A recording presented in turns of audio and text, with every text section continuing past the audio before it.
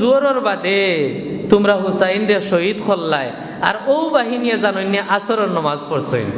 নমাজ পড়িয়া নমাজের মাঝে আমরা কিতা কই, আল্লাহুম্মা সাল্লি আলা মুহাম্মদ, আল্লাহ মুহাম্মদ সাল্লাল্লাহু আলাইহি ওয়াসাল্লামের উপরে রহমত বর্ষণ করো, ওয়া আলা আলি মুহাম্মদ, আর মুহাম্মদের পরিবার উপরে তুমি রহমত বর্ষণ করো। আর একটু আগে মুহাম্মদের পরিবার সারারে আমি দুনিয়া থেকে উঠাই আইছি। ওটা নি ইনসাফ। আমি যেমন তোমরার খমর দরিয়া টানিয়ার যাতে তোমরা দুজখ না পড়ো, ওমলা আমার ইচ্ছা যাতে আমার কোনো উম্মত দুজখ যাই না। আর ও উম্মতে আল্লাহ রসুল ইন্তেকাল হওয়ার পরে, আল্লাহ রসুল দুনিয়াতনে যাওয়ার বাদে মাত্র 50 বছর গেছে, আর ও উম্মতর কিছু সংখ্যক মানুষে আল্লাহর নবীর ফ্যামিলির 19 জন মানুষরে শাহাদত বরণ করাই লিলা, নির্মমভাবে হত্যা করলা। এখন যারা এই অন্যায় কাজ করলা, আমরা কি এরার পক্ষে সাফাই গাইতাম পারিনি, কিন্তু চলে বলে কলে কৌশলে বুঝাইন যে ইনো হুসাইনের ভুল আছিল, তাই যুদ্ধত যাইতা কেনে। আচ্ছা, মানুষের যুদ্ধত বেটি নুটিন লইয়া যায়নি, তান ফ্যামিলির সারা মানুষ লইয়া গেছলা। মানুষের যুদ্ধত ছোট ছোট বাচ্চাইন লইয়া যায়নি, ছোট বাচ্চাইন লইয়া গেছলা। মানুষের যুদ্ধত যায়নি অস্ত্র উস্ত্র কলতা ছাড়া। কুফার মানুষে দাওয়াত দিছইন, ও তাইন কুফাত রওনা দিছইন। তারা উম্মতর মানুষে খারেইও করছইন। আল্লাহ রসুলে ফরমাইন, আল হাসানু আল হুসাইনু সাইয়্যিদা শাবাবি আহলিল জান্নাহ। আমার হাসান আর আমার হুসাইন হইলা গিয়া যুবকলর সর্দার আল্লাহ জান্নাত মানাইবা।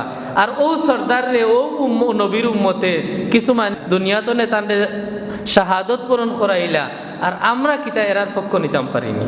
নামাজের অবস্থায় সীমারে তান মাথারে 2 টুকরা করিয়া দুনিয়ার জমিন তনে তান্ডে বিদায় দোয়াইলিছে। ও মাথা লইয়া বাহিনী হলে কুফাত লইয়া গেছইন। যাওয়ার বাদে এজিদর এক মন্ত্রী উবাইদুল্লাহ ইবনে জিয়াদে তখন বিভিন্ন তুচ্ছ তাচ্ছিল্য করেন হুসাইন রাদিয়াল্লাহু তাআলা আনহুর মাথাত লাঠি দিয়া গুতাইয়া তরবারি দি গুতাইয়া। আপনি একটু নিজরে কল্পনার সাগর বাসক্কা, তারা একটা প্লেটর মাঝে আল্লাহর রসুলোর নাতির মাতারে লইছে, লইয়া তারা হায় উল্লাস করেন এবং তারা এটা নিয়ে তুচ্ছ তাচ্ছিল্য করেন। কিন্তু অত বড় জালিম শাসক ইয়াজিদ আছিল, কেউ মাতার কোনো ক্ষমতা আছিল না। এর বাদেও কিতাবের মাঝে আইছে তখন আনাস ইবনে মালিক রাদিয়াল্লাহু তাআলা আনহু খাদিমুন নবী। আনাস ইবনে মালিক রাদিয়াল্লাহু তাআলা আনহুর বয়স হয়ে গেছে তখন 90 বছর। তাই লাঠি বর্দি আটই। তখন তাই উঠিয়া কইসইন, কানা আসবাবাহুন নবিয়্যু সাল্লাল্লাহু আলাইহি সাল্লাম, তোমরা জানোনি যে মাতার লইয়া তোমরা হায় উল্লাস কররায়, তোমরা তুচ্ছ তাচ্ছিল্য কররায়, ই চেহারা ই কানর যদি খেউরর লগে মিল থাকে, তে ই মিল মুহাম্মদুর রাসূলুল্লাহ সাল্লাল্লাহু আলাইহি সাল্লামের লগে আছে।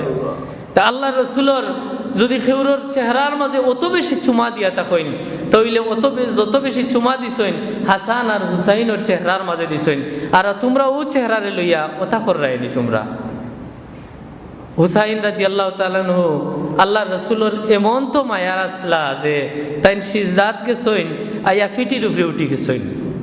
আল্লাহ রসুলে ঠেলা মারিও ফালাইন না, নামাজও ভাঙবেন না, সিজদারে লম্বা করে দিলেন যে আমার হুসাইন যত সময় ইচ্ছা অত সময় তাওয়াক্কা। সুবহানাল্লাহ।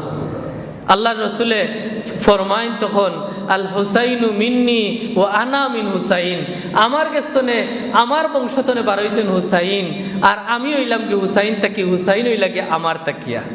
এরা হইলা কি আহলে বায়াত। আল্লাহ রাব্বুল আলামিন কোরআনুল কারীমের মাঝে কইছেন, কুল লা আসআলুকুম আলাইহি আজরান ইল্লাল মাওয়াদ্দাতা ফিল কুরবা। ইয়া রাসূলুল্লাহ, আপনি আপনার উম্মতরে কইয়া দক্কা, আপনি উহুদের ময়দানও দান শহীদ করাইছেন। ইয়া রাসূলুল্লাহ, আপনি দিনের পরে দিন গেছে খাইতে পারছেন না, পেটো খানি আছিল না, ফাত্তর বান্ধিছেন।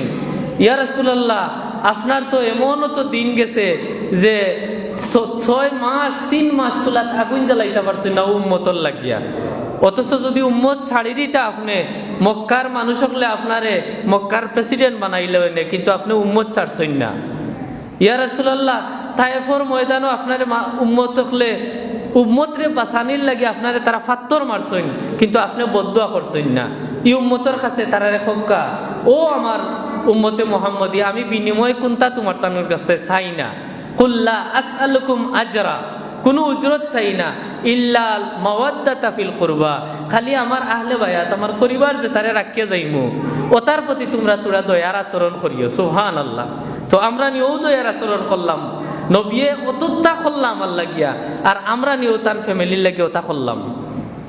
যদি জয়নুল আবদিন দুনিয়ার জমিনে বাঁচিয়া না থাকতা তাহলে তো নবীর বংশও তারা এদিন নির্বংশ করে লইছিল, আর কেউ তো তখন আর আসলা না।